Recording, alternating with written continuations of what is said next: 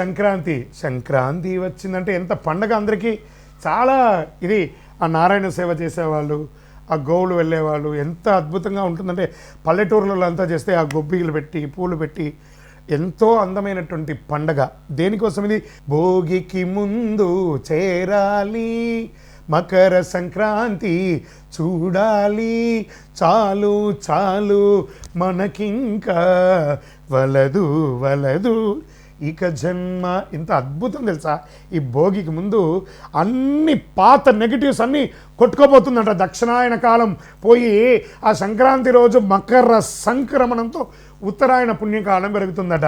దీనికోసం బాగా భోగి మంటలు వేసుకుంటారు. అన్ని చెత్త చెదారం అంతా ఎందుకు వేసి కాలుస్తారు? ఏదో మొక్కుబడిగా చేస్తారనుకున్నారా? మాలో ఉన్న దరిద్రం, కామ, క్రోధ, లోభ, మోగ, మదమాత్సర్య, ఈర్ష, డంబాలన్నింటినీ అగ్ని రూపంలో కాల్చి మేము ఒక ఫ్రెష్గా మారబోతున్నాము. మకర సంక్రమణంతో సంక్రమించాలనుకుంటున్నాము. దక్షిణాయనం పోయి ఉత్తరాయణం పొందుతున్నాం. అద్భుతమైనటువంటి సమయం అండి. ఆధ్యాత్మికతకు కొత్త సంవత్సరంలో, ఆంగ్ల నూతన సంవత్సరంలో మొట్టమొదటి పండుగ అండి ఆ మకర సంక్రాంతి. అద్భుతం. ఎలా పాత అలవాట్లు, పాత కష్టాలు, నెగిటివిటీ ఇవన్నీ భోగి మంటలో దహనం చేసేస్తున్నాం. ఎంత అద్భుతం కదా! భగవంతుడు మనకి ఇచ్చినవన్నీ కొత్త జీవితానికి సిద్ధంగా అవడం.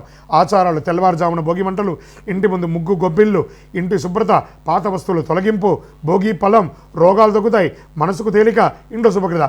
ఇంకా మకర సంక్రాంతి ఎలా పర్వదినం ఎలా ఉంటుందంటే, సంక్రాంతి మహిమ సూర్యుడు ఉత్తరాయణ ప్రయాణం ప్రారంభం. అప్పటి వరకు 6 నెలలు దక్షిణాయనం ఉన్నాడు కదా, జూలై 15 నుంచి ఇక్కడి నుంచి ప్రారంభిస్తున్నాడు. మకర సంక్రమణంతో ఉత్తరాయణ పుణ్యకాలం స్టార్ట్ అయింది. దేవతలకు అత్యంత ప్రీతికరమైనటువంటి ఉత్తరాయణ కాలం అంటారు.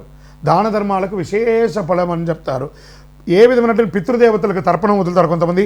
సూర్యనారాయణ పూజ, ఆరోగ్యం కోసం ప్రార్థన చేసేవాళ్ళు మకర సంక్రాంతి రోజు ఆదిత్య హృదయం చదవండి, సూర్య నమస్కారం చేయండి. అంత అద్భుతంగా ఉంటారు. కొత్త బట్టలు కొండి, చిన్నపిల్లల్ని సంతృప్తి పరచండి. ఎంత అద్భుతంగా ఉంటుందో తెలుసా?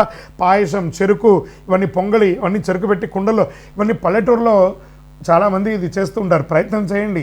ఆ పొంగలి వండి అందరికీ 10 మందికి పెట్టడం చాలా విశేషంగా మన సౌత్ ఇండియాలో చాలా ప్రాంతాల్లో దీన్ని చేస్తుంటారు. ప్రత్యేకించి తమిళనాడులో దీన్ని చాలా జల్లికట్టు అనే ఒక కార్యక్రమం కూడా చాలా అద్భుతంగా చేస్తుంటారు కనుమ రోజు.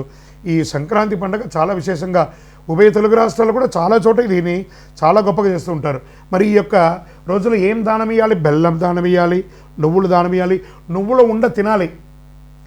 మనమందరం కూడా ప్రాంతీయ పద్ధతి ప్రకారం పతంగులు, గాలిపటాలు ఎగరవేస్తాం మకర సంక్రాంతికి.